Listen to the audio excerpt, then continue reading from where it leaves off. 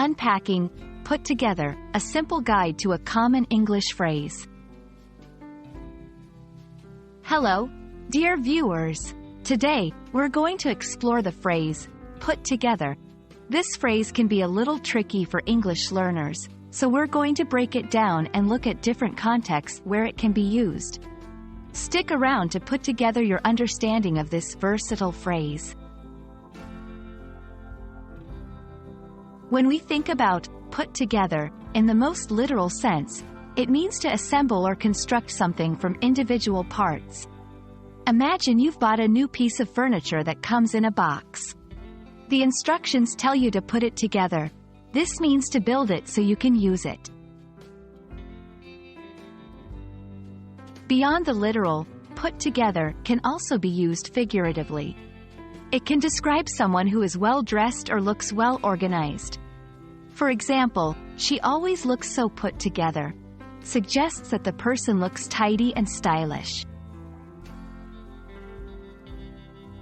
In everyday speech, put together might mean to come up with a plan or idea.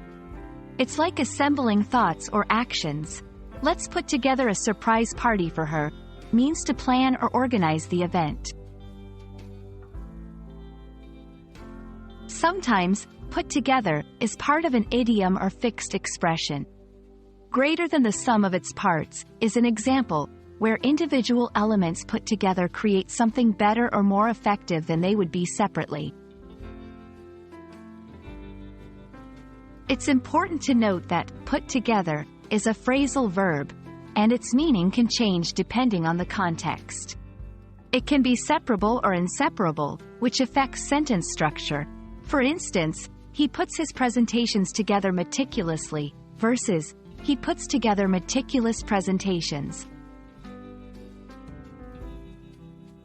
That's a wrap on our journey through the phrase, put together. We've assembled various meanings and uses, both literal and figurative. Hopefully, you now feel confident in using this phrase in your own English communications. Thank you for joining us, and don't forget to put together the pieces of your language learning every day for continuous improvement.